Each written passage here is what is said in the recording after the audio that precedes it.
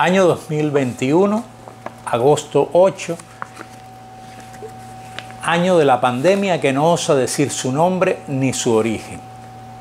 Después de haber interrumpido largamente por espacio de 2 años esta serie de entrevistas de las ediciones La Gota de Agua, volvemos a Rostros y Voces Cubanos con la poeta Rita Tejada.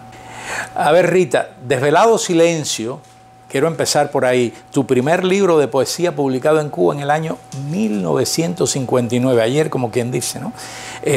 Siendo tú muy joven entonces, recibió el espaldarazo de críticos importantes.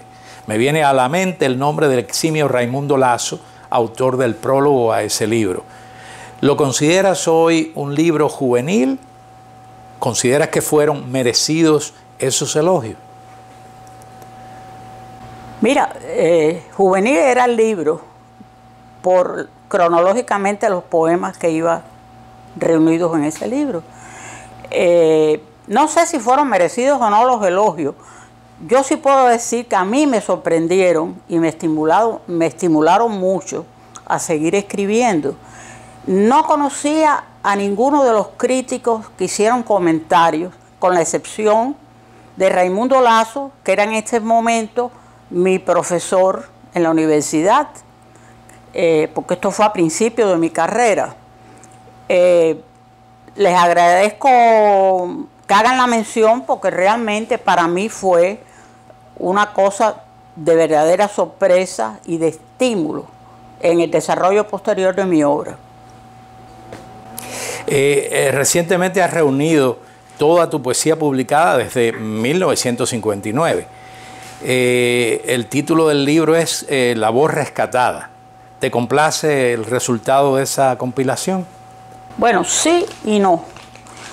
Me complace en el sentido de que yo reuní ahí, sin alterarlo, todos los libros que yo tenía publicados y algunos poemas que habían aparecido en revistas, y además por el contenido, ya que añadí algunos fragmentos y hasta trabajos completos de críticos que habían escrito sobre este libro anteriormente, sobre mis libros en general anteriormente, y además opiniones de autores a los cuales yo admiraba y que aprecio mucho. Después también le añadí una bibliografía y la configuración del libro la hice yo con la ayuda de una colega mía en California, Lourdes Morales, pero la hice yo y la mandé ya maqueteada, lista para producirse a última hora a Linden Lane. Me agrada también que pude en la cubierta poner una acuarela de mi primo pintor gallego, Poli Tejada. Bueno, y háblame un poquito quizás más sobre lo que te complace desde el punto de vista estético y demás de ese libro. No, a mí me complació el libro, lo configuré yo, todo. Lo configuré yo. Y la cubierta, toda, yo fui quien hice la cubierta posterior, redacté todo lo de la cubierta y puse la acuarela de mi primo y el contenido también fue lo que yo seleccioné, lo que yo elegí. Así que en ese sentido, si bien o mal, porque tal vez pues a otros no les parecerá bien, pero a mí me gustó porque eso era lo que yo quería. Yo quería dejar un testimonio de la poesía cubana del exilio para futuras generaciones. De tu poesía. Futuros lectores. De tu poesía. No solo de mi poesía. El que va a investigar sobre poesía cubana del exilio tiene ahí un aporte de uno de los poetas destacados del exilio. O sea, no solamente yo, sino en realidad del quehacer, porque ahí también en los trabajos y opiniones que yo incluyo, también está mencionada pues la labor de otros escritores también del exilio. Ya, es decir, que no se trata simplemente de una antología de tu poesía, sino que es una obra abarcadora, a partir de tu poesía, pero abarcadora de otros. Es mi sentir, es como lo vi y como me pareció que era simplemente una manera de dejar testimonio, no solo de lo que yo había hecho, sino de la poesía cubana en general en el exilio. Además de tu poesía, Rita, tú has escrito cuentos, ensayos, pero creo que tus lectores apreciamos en ti sobre todo la consumación de un cuerpo poético singular de cualquier lugar de que se trate. ¿Qué opinión tienes tú sobre tu propia poesía? Bueno, la opinión que yo pueda dar no voy a caer en mucho análisis de esto, pero sí me han señalado que en mi poesía hay un estilo propio y una cosmovisión propia, y creo que sí, porque inclusive en la publicación de todos mis libros, cuando yo los he compilado, generalmente he tenido en cuenta un tema esencial que los una, una corriente que los una de algún modo y que esté de acuerdo con mi cosmovisión y con ciertos intereses de temas que en cierto momento dado me han tocado, los he ido reuniendo, como ocurre con el libro Esa lluvia de fuego que nos quema, que el tema central es el tiempo. Excelente libro, sí. Es el tiempo, todas sus manifestaciones, el hilo que une a todos esos poemas. Enmascarada es la angustia, el desarraigo, el rechazo a la situación en que cayó mi país, que de ahí en adelante fue una historia de desgracia. Y ese libro, que es del año 70, yo me parece que visualicé mucho de lo que después fue ocurriendo. Ese es Enmascarada. Luego ese tema también está uniendo todo el libro. Y así pudiéramos ver en diferentes libros cómo hay ciertos motivos y temas centrales que unen a todos los poemas de cada libro en particular. Ya. Tú empiezas el andar poético seguramente antes de 1959, porque para publicar un libro ya tenías que haber empezado, claro. Por supuesto. Háblanos un poquito, ¿cuándo descubriste la poesía, por así decir, o cuándo te descubrió a ti la poesía, ¿no? Esa necesidad de expresarte poéticamente, ¿cuándo empezó? Bueno, en realidad la poesía fue en los años de la adolescencia, fue cuando yo empecé a escribir poemas, porque yo de niña lo que escribía desde muy niña eran relatos y cuentos, cosas de ficción, pero no poesía. Pero los inicios míos en realidad fueron durante la adolescencia y creo que en eso pues influyeron las lecturas que hice, en parte guiada por mi padre, que también era poeta, y en parte por los estudios mismos del bachillerato nuestro en Cuba, que como tú sabes era en general excelente. Y por lo tanto ahí me puso en contacto también con la literatura desde el bachillerato, y más los libros de la biblioteca de mi padre, que eran muchos y valiosos. Yo me pasaba horas buscando y leyendo, y de ese modo yo diría que así fue mi inicio, pues, más las vivencias propias de esa edad, de todo tipo, vivencias de todo tipo. Pero Desvelado Silencio no es un librito de un adolescente que rima sus experiencias, es el libro ya de cierta madurez, por eso mereció los elogios que mereció. Y tú eras una jovencita realmente. Es decir, que había en ti una experiencia poética, digamos, previa, que estaba obviamente en sazón en ese momento, ¿no? Efectivamente, sí, porque antes de que publicara el libro, yo mandé poemas a revistas dispersas, primero a los periódicos locales de Pinar del Río, mi ciudad, ¿no? Porque hay que decir que tú eres pinareña. Yo soy pinareña, aunque por accidente nací en La Habana y a los pocos meses me llevaron a Pinar del Río, pero bueno, eso es aparte. Pero yo me siento pinareña y crecí allí, y esto ya había publicado en la prensa local algunos poemas sueltos y en revistas habaneras de ese momento, en revistas habaneras y... ¿Te acuerdas de algunos nombres de esas revistas o no? Sí, pero antes de los nombres de esas revistas, mis primeros poemas en La Habana aparecieron cuando los mandé al Diario de la Marina, a la página que dirigía el poeta Gastón Vaquero, que se llamaba La Promesa de los Jóvenes. Te estoy hablando que eso era previo al año 59 cuando publiqué mi libro. Eso fue, salieron varios en su página dominical entre los años 56 y 57. ¿Qué edad tenías tú? Pues nada, 20, mis tempranos 20 y pico de años. En 21, cuando la promesa de los jóvenes, tendría unos 20 años más o menos.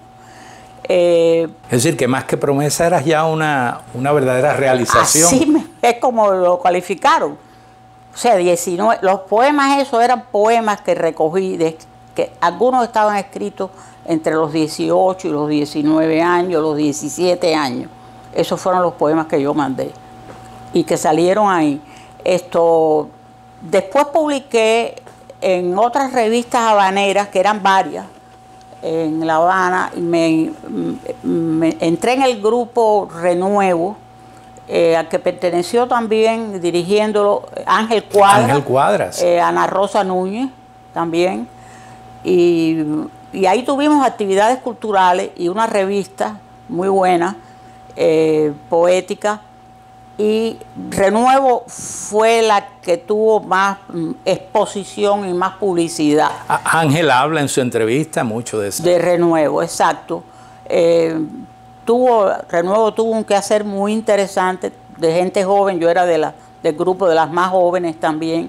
Ahí entraron también a participar otros más jóvenes que yo, como Isel Rivero, por ejemplo. Isel estuvo también. En fin, y también publiqué en Cántico, que la dirigía Orlando Rosardi y René Ariza, que eran amigos míos en esa época. Y publiqué con Cántico, publiqué con varias, pero varias que tenían seguimiento por varios números. No eran revistas que salieran con un ejemplar y ya no más, no. Tuvieron cierta estabilidad.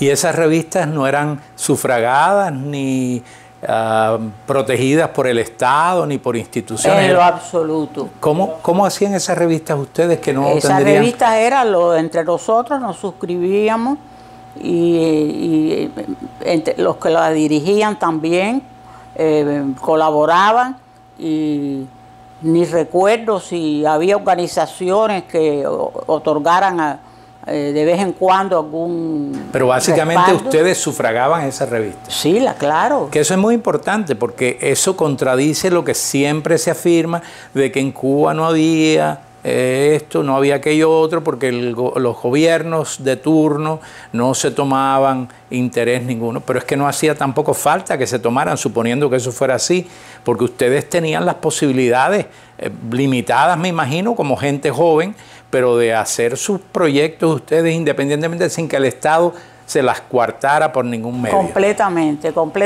Ahí el gobierno no... No había censura. No. Ni había censura, ni había tampoco, colaboración económica. Ajá. Es decir, que lo cual no impedía que ustedes hicieran su obra. Claro. Okay. Bueno, hemos hablado y vamos a hablar más de tu padre y de la influencia y del significado que tuvo en tu formación y todo.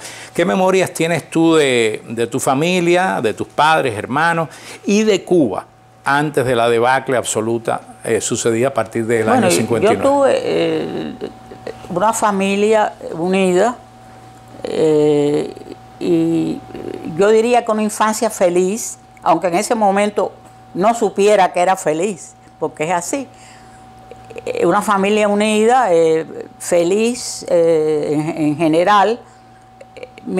Vivíamos muy cerca, inclusive, de los abuelos y de mis tíos. En la ciudad de Pinar del Río. En la ciudad de Pinar del Río. Y tengo los mejores recuerdos, los cuales afloran muchas veces también en mis poemas, como verás, el tema de la infancia, el tema de experiencias de la infancia. Y no sé qué fue lo otro que ese me padre tuyo, o tu madre quizás también, tus hermanos, no sé qué tipo de influencia pudieron tener, si alguna hubo, ¿no? En el caso de tu padre es obvio que la hubo, en tu gestación como poeta, ¿no? Bueno, en el caso de mi padre, seguro, aunque él no pensaba, lamentablemente, cuando en el momento en que sale el libro, él acababa de fallecer. Sí. O sea, nunca vio mi primer libro, pero sí vio, aunque yo no se los enseñara, porque yo no era privado lo que yo escribía, pero él sabía que yo tenía esa inclinación y influyó mucho porque inclusive en las lecturas que ponía en mis manos eran todas cosas muy buenas para un lector pequeño, ¿no? Por ejemplo, la revista Biliken de Constancio C. Vigil en Argentina, que mi padre la recibía y la agrupaba en tomos, y otros tipos vaya, ponía en mis manos muchas cosas que me... ¿Te acuerdas de algunos de esos títulos, además del que mencionaste? Libros o cosas que... Bueno, de libros así no, fueron varios, pero no me acuerdo, pero otra revista también era Rataplan, que se publicaba también en Buenos Aires, y que cuando estuve en mi estadía en Buenos Aires, coincidió que hablando con personas de mi generación, escritores de mi generación entonces, argentinos, me decían que sí, que ellos también habían leído mucho a Biliken y a Rataplan. O sea, que eran revistas que tenían mucha circulación y en fin, yo sí, no me acuerdo de... Yo las recuerdo en la biblioteca de mi abuela también. Exacto, con lo cual es muy curioso, ¿no? Pero, y estamos hablando en mi caso de Camagüey, en tu caso de Pinar del Río. Es decir, que toda la cultura no estaba en La Habana, como se hace creer que La Habana era el único, ¿no? Obviamente, siendo la capital, allí estaban las mejores posibilidades, pero en muchos lugares del país ese cuento de un país atrasado, de gente analfabeta, todo eso es un cuento.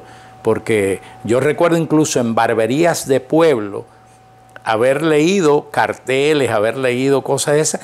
Si no las leía en la biblioteca de mi abuela, las leía en esa. Es decir, pero esto viene a corroborar lo que tú decías. Seguro, sí. Entonces, la próxima pregunta era si había otros literatos en tu familia, pero obviamente el otro literato es tu padre. Era mi padre, aunque sí recuerdo mi abuela me contaba y me enseñó un daguerrotipo en que lo que sería mi tatarabuelo alemán, o sea, su abuelo, estaba en ese daguerrotipo retratado con escritores alemanes del movimiento Tormenta y Agitación, que fue el movimiento inicial del romanticismo en Alemania. El Sturm und Drang.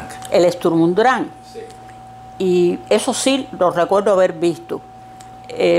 Mi abuela me decía que lo que era su abuelo, mi tatarabuelo, era también escritor, pero yo nunca pude leer nada de él ni nada. ¿Y el nombre del abuelo? ¿Te acuerdas? No me acuerdo tampoco, porque él era alemán, esto era en Alemania. Sí.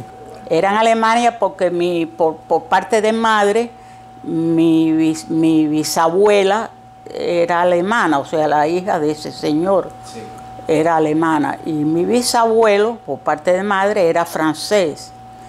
Pero por ahí no he oído nada de otro escritor, pero es posible que ese tatarabuelo mío alemán, si estaba retratado con la chaqueta roja del Sturm und Drang, como estaba en el daguerrotipo, que haya sido escritor. Ese daguerrotipo desapareció de Cuba. Desapareció, lo prestaron a un museo y nunca lo devolvieron. Interesante. Bueno, quizás haya también algo genético por ahí. Una inyección genética. ¿Quién sabe, no? Pero fuera de eso, más nadie que yo sepa le ha dado por escribir. Ya. Rita, ¿tienes una relación, por así decir, de autores favoritos o que lo hayan sido un momento, no sé, como te parezca. De autores favoritos. Mira, esa es una pregunta que imagínate, depende mucho de las diferentes etapas de la vida de uno. A veces los favoritos en una etapa ya van después quedando atrás, pero bueno, por supuesto, siempre hay... La literatura es muy vasta, si te fuera a decir, de autores favoritos. Imagínate, si arrancamos desde los clásicos españoles, yo te diría que de los clásicos del siglo de oro, prefiero Fray Luis de León, Quevedo, por supuesto, pero es uno de mis favoritos. Es muy curioso porque tú estabas hablando de tu abuelo alemán, de tu tatarabuelo alemán, y verdaderamente hay un romántico en tu poesía. Eso es, no tiene que venir del abuelo, pero obviamente le hace honor al tatarabuelo, quiero decir. Pero en relación a Quevedo no veo ninguna... No, pero bueno, porque posterior hubo Becker, por ejemplo, durante mi adolescencia, Becker era mi autor favorito. Ya. Becker. Y por eso te digo que depende de las diferentes etapas. Ahora sí, en general, que yo recuerde, mira, Rainer Maria Rilke es uno de mis favoritos como poeta. Rainer Maria Rilke, ahora imagínate también... También de esa tradición germánica. Sí, exactamente. De la literatura francesa, pues también algunos de los simbolistas, más que los parnasianos. Me interesan más los simbolistas. Los simbolistas, sí. Que hay mucho de simbolismo, yo creo, en tu poesía. Sí, la hay también.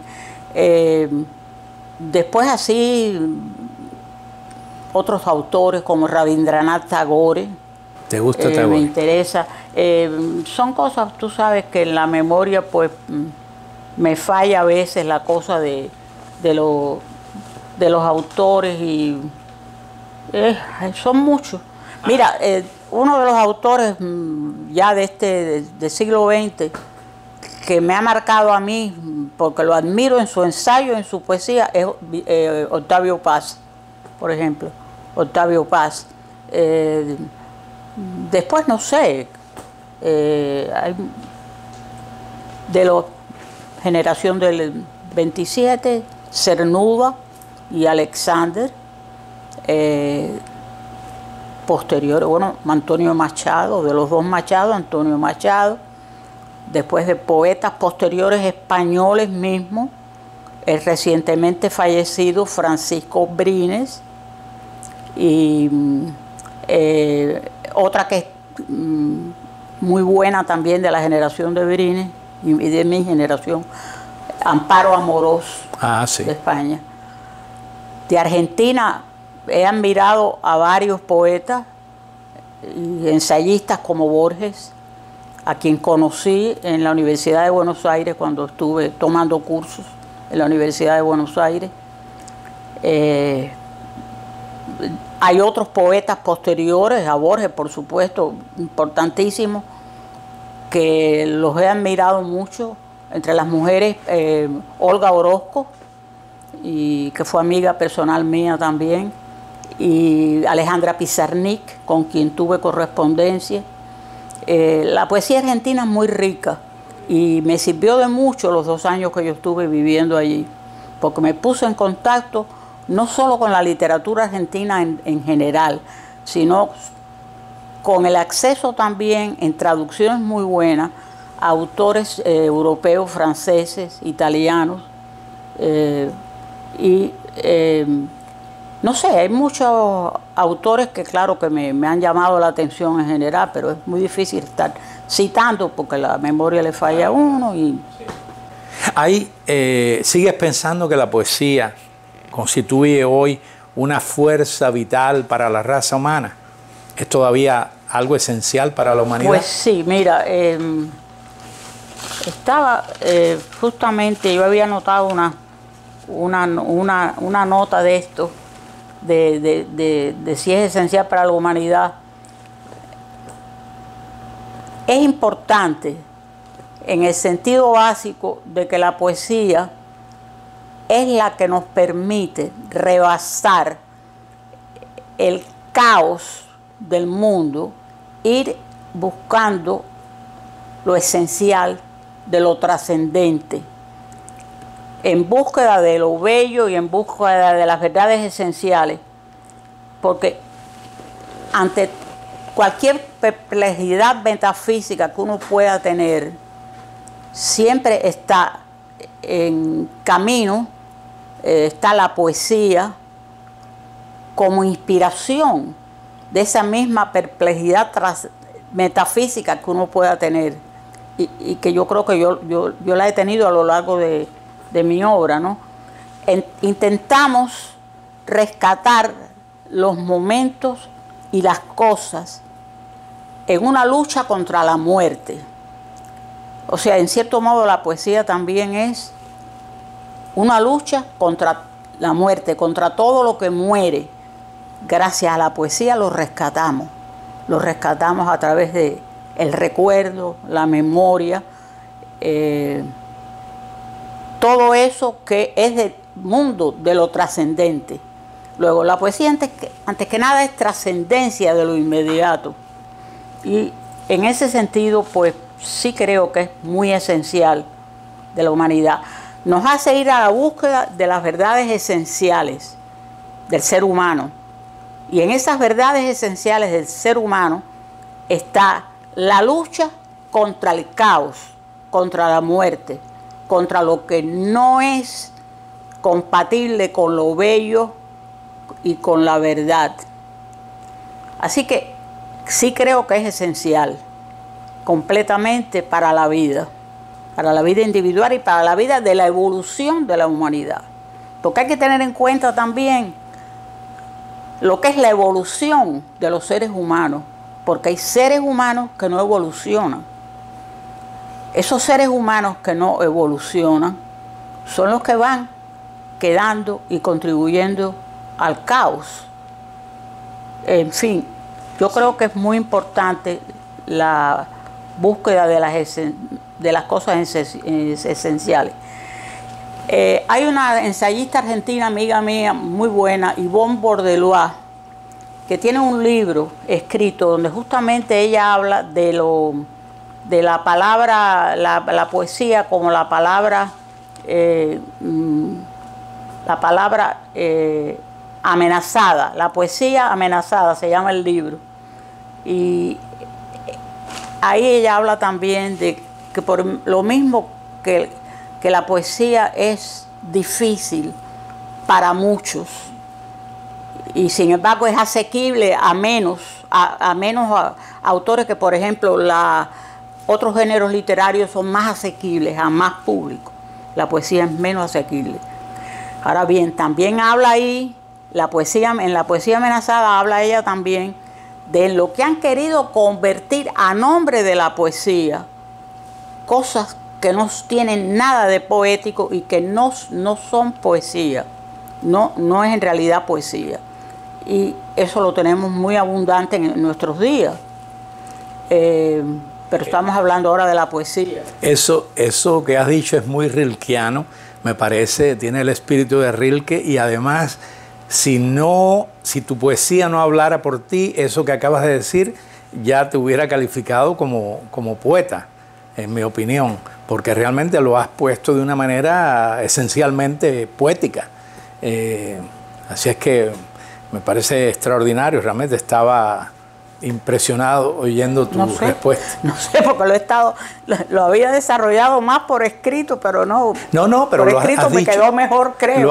Lo has dicho muy bien, es decir, no hay nada que añadir a eso. La próxima pregunta que quiero hacerte es esta. ¿Cuál de tus libros te ha requerido más? Y no hablo de esfuerzo en el sentido de tiempo, disposición, obstáculos de cualquier tipo, sino en el plano de demandas emocionales. ¿Cuál libro te ha requerido? Es muy difícil saber eso. Eso yo no te sabría decir, porque demandas emocionales en todos ha habido. En todos ellos ha habido siempre algo de demandas emocionales, así que eso no podría concretártelo, no sé. Bueno, mencióname algunos nombres que para que me ayudes a comprender tampoco, a configurar mejor la totalidad de tu inspiración, digamos. Algunos nombres, ya has mencionado otros, pero no mencionaste a ningún cubano. ¿Qué nombres? No mencioné efectivamente ningún cubano. No, pero está bien porque estabas hablando, haciendo un recorrido. Por afuera, claro, de los de afuera. No sé, ¿hay algunos nombres de poetas cubanos o de escritores cubanos que te hayan...? Por supuesto que sí, siempre hay. ¿Puedes mencionar algunos?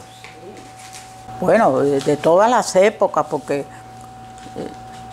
mencionar, imagínate, desde Heredia, vamos a decir, desde Heredia para acá, pues, poetas, de Heredia para acá, José Martí, después más adelante hay poetas como los de la generación en que está Eugenio Florit, me interesa más Emilio Vallaga, un gran poeta, que se le ha dado poco reconocimiento fuera de Cuba. Sí. Emilio Vallaga, Gastón Vaquero también, y bueno, pues después también, cuando se acercan a mi generación, no quiero mencionarles porque admiro a varios, entonces no quiero mencionar a ninguno, pero algunos son mis amigos también. Ya. Y conoces y supongo que la conoces, pero ¿aprecias la poesía de Mariano Brull? Sí, la aprecio mucho.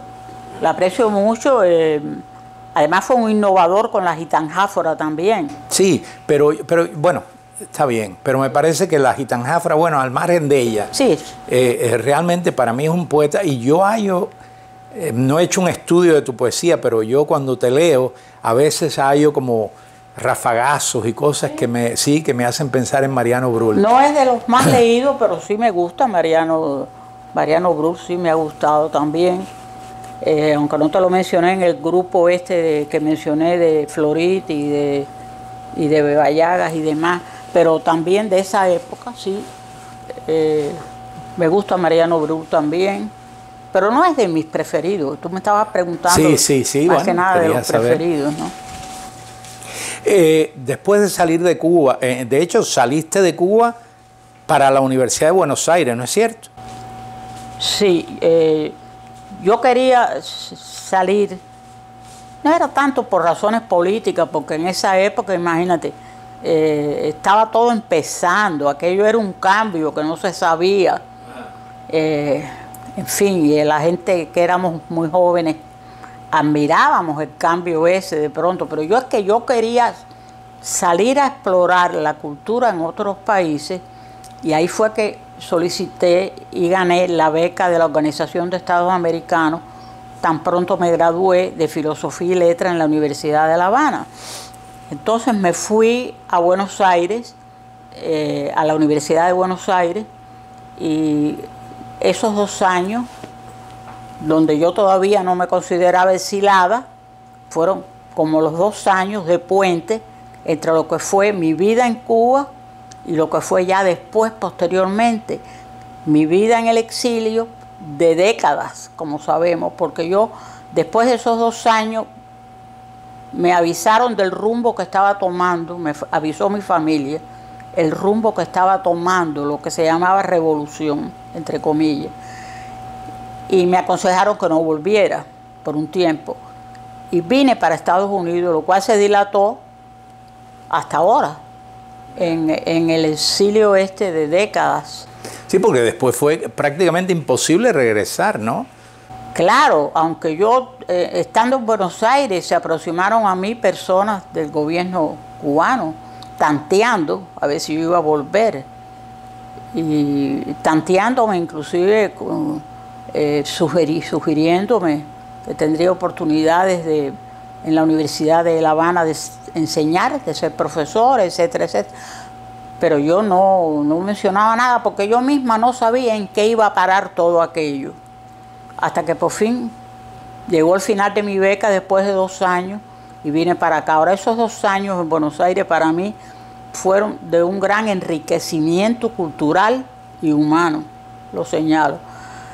Y fue mi primer contacto de lleno con un país al cual lo admiraba desde la revista Billiken, porque ya en la revista Billiken, que claro, se publicaba allí, ya desde entonces yo tenía en mente algún día ir a la Argentina.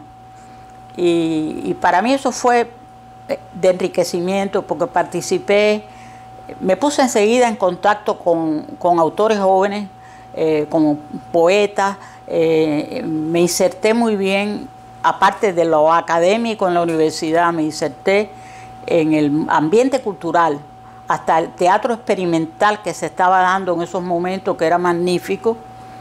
Pude ver el teatro experimental en diferentes obras y me puse en contacto también con autores mayores. Por ejemplo, conocí que nos invitó Miguel Ángel Asturias, estaba viviendo temporalmente allá, en el Tigre. Entonces nos invitó a 2 o 3 poetas, y entre ellos a mí, porque era la novedad de que yo era becaria de Cuba. ¿Comprende? Era la novedad entonces, eso. Y pasé una tarde entera conversando con Miguel Ángel Asturias.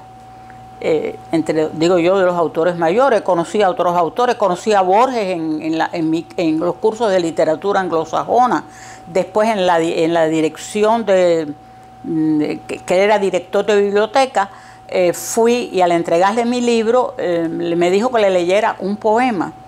Yo le leí un poema y cuando lo leí me dijo, léame otro. Le leí otro. Cuando lo terminé me dijo, siga leyendo. Y leí, me acuerdo, casi el libro completo, Desvelado Silencio, porque él estaba mal de la vista, él no podía leer, pero me pidió que le leyera el libro. Pero bueno, eso en sí es significativo porque tú seguías siendo muy joven y bueno, en fin. Es cierto, sí fue un estímulo también. Sí, otro estímulo, es decir, que tuviste mucha suerte. A él le gustó el libro porque me lo expresó. Ya, bueno, el hecho de que te pidiera que le leyeras un poema y luego otro y luego otro y luego otro, obviamente es decir, si tú no te gusta, no pides que te sigan leyendo. Bueno, eso es obviamente. Pero fue una estadía muy buena, la verdad, y de mucho provecho para mí. Inclusive, bueno, a pesar de que la juventud y todo el mundo en aquel momento, confundidos totalmente de lo que era Cuba, simpatizaban con lo que estaba sucediendo en Cuba, porque no se sabía tampoco qué rumbo iba a tomar. Sí, ¿no? Y además todo aquello era muy romántico, muy de palmas verdes, y muy que sé cuándo, y total, al final resultó que ni palmas, ni verdes, ni nada, ¿no? Bueno, Rita, el motivo del mar y como el de la libertad o la privación de esta se hallan en tu poesía, siempre de un modo o de otro están ahí, ¿no? Podría pensarse que te has instalado aquí en Miami, en una playa lo más próximo a Cuba no son las playas de Cuba, pero es playa.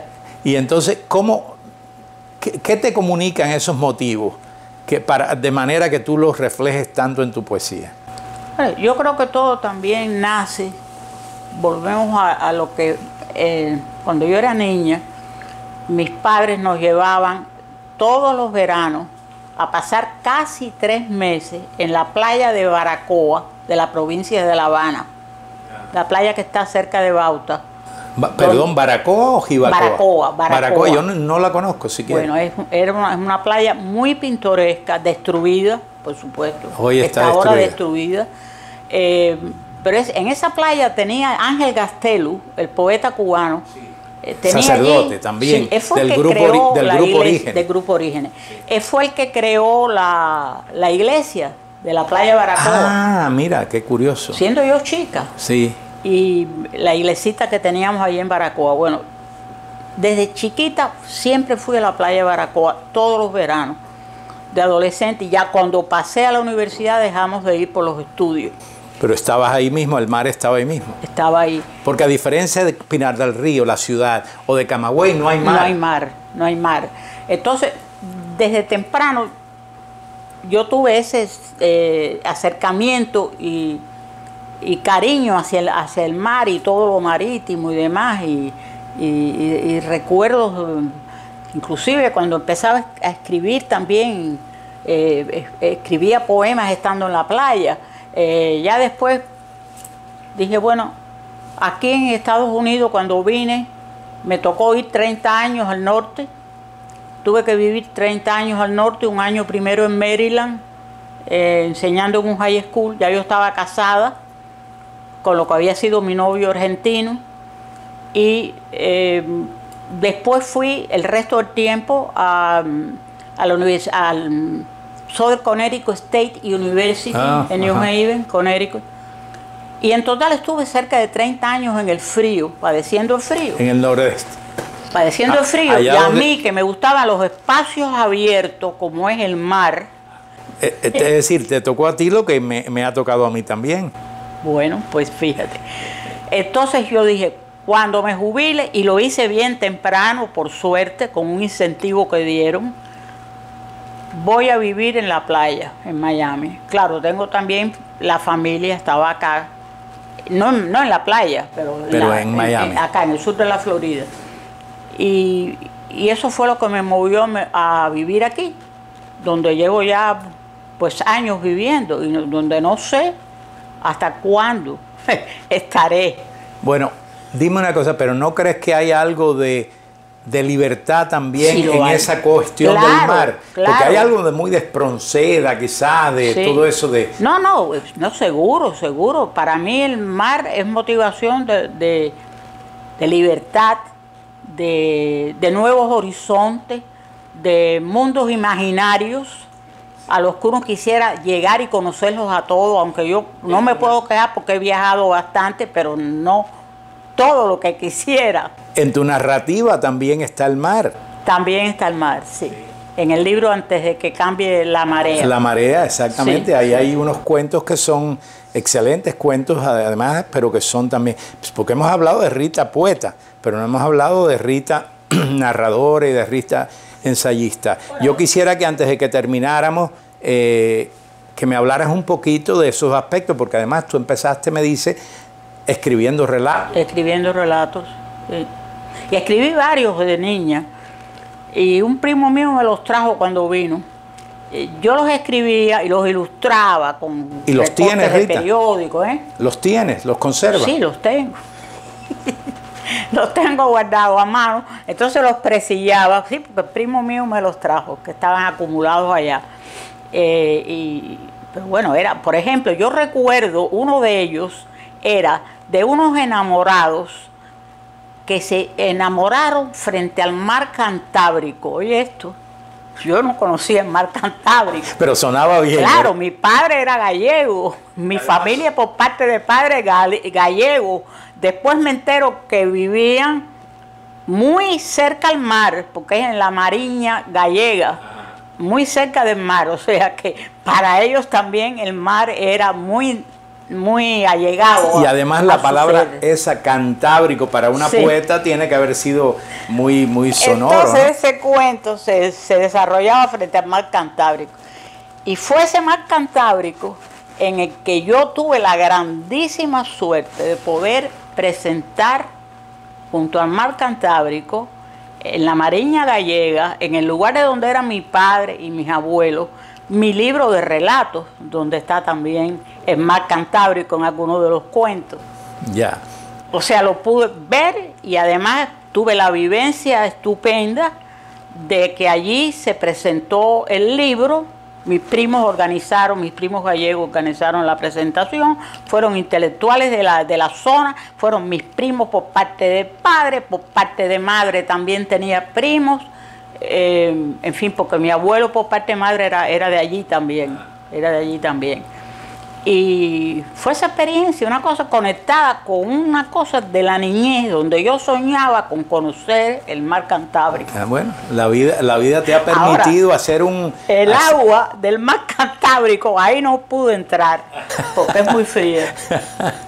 Está bien. Pero sí. Y también has tenido mucho tiempo, has sido catedrática, has impartido cursos, has escrito ponencias, etcétera. Sí. Esa parte, háblame un poquito de esa parte ya para sí. terminar. Mira, bueno, durante toda mi carrera enseñando, donde escalé las posiciones desde assistant professor hasta la de full professor, hasta la última, a base de concursos. Porque en este país, no, aquí la cosa es a base de concursar, no es nada de a mí mismo. Y tuve oportunidad de ir por cosas académicas más que nada, aunque no se convertía todo en académico, a muchos congresos. Entonces tuve oportunidad de ir a varios países. Por ejemplo, fui a los congresos que se llamaban del Mediterráneo, donde fui a uno en Italia, otro en Grecia, en diferentes lugares del Mediterráneo. Viajé a otros lugares también, a España varias veces también, por congresos o sin congresos, porque yo he ido a España varias veces y no ha sido siempre por congresos, fue una vez nada más. Yo creo que nos conocimos, si no estoy... Creo que nos conocimos o nos vimos la primera vez en un congreso en España, me parece. Es posible. Sí, yo estoy casi convencido. Yo estuve en uno que era de poesía, creo, era un festival de poesía, creo. Y después en Canadá también, he ido mucho, pero no de congresos, sino de que me han invitado a festivales de poesía en los cuales he participado. ¿Cuáles son los temas, digamos? Claro que un poco lo académico a veces lo obliga a uno a un tema, pero exacto. Aparte de eso, ¿cuáles son los temas que has...? Bueno, por ejemplo, en el Congreso de Ottawa, en Canadá, el Congreso de Escritoras de Habla Hispana, donde fue homenajeada Carmen Conde, que a su sazón había sido acabada de nombrar académica de la lengua española del grupo del centro de la Academia Española. Ahí presenté un trabajo sobre Carmen Conde, un ensayo que después fue publicado en una revista en México, de Julieta Campos de Julieta Campos, cubana radicada en México, sí. en otro congreso. Y tengo una serie de ensayos. Todos esos ensayos se han publicado, están dispersos todos en revistas académicas. ¿Has pensado en reunirlos? Bueno, eso uno lo piensa, pero yo no sé si la vida se lo permite a uno. Todavía te queda mucho por vivir. Muchas gracias. Bueno, sí lo he pensado, no es mala idea, pero no lo he puesto en acción, ni sé si lo podré poner en acción. Veré, pero bueno, me han interesado autores de diferentes, no solamente me interesó, por ejemplo, también escribir sobre José Asunción Silva, que es un poeta que para mí muy valioso. Colombiano, muy importante. Colombiano, sí, muy valioso. En fin, de varios autores, no te podría ahora resumir, de Eduardo Mallea, de Argentina. Es decir, que tú eres una mujer a la que le interesan las mujeres, pero también le interesan los hombres, no es una mujer que excluye a los hombres. Por supuesto, claro. No, claro. No, porque es que se da el caso, tú lo sabes, de escritoras que nada más que parece que piensan que el mundo pertenece solamente a escritoras. Como hay escritores que nada más que piensan que el mundo pertenece a hombres nada más, ¿no? Sí. Y tú no, tú eres una mujer que tiene simplemente una persona que tiene intereses y esos intereses son muy abarcadores, ¿no? Claro, claro. Sí, no, sí, he escrito sobre autores, hombres también, sobre Emilio Vallaga, en fin. No sé, no puedo... ¿Conoces a Emilia Sánchez Herrera? No.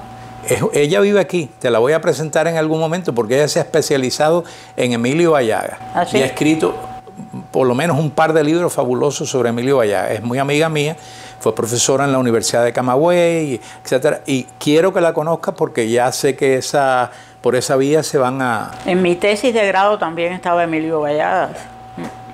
Bueno, Rita, esto podríamos continuarlo infinitamente, completamente. Pero bueno, hay que ponerle término en algún momento, así es que bueno, yo solamente quiero darte las gracias y por haberme permitido de verdad el privilegio de hacerte esta entrevista. Bueno, que ha esperado demasiado. Te doy las gracias porque por fin llegó la entrevista que se estuvo posponiendo por años por diferentes motivos. Pero bueno. Bueno, esto es como un bocado muy apetecible que uno ha ido y ahora al finalmente lo saborea con todo gusto. Está bien. Bueno, gracias, pues Rita. Muchas gracias a ti, Rolando, y más la labor que estás haciendo con la gota de agua, que es muy encomiable y muy provechosa. A tu disposición, ya lo sabes. Bueno, muchas gracias. Muchas gracias.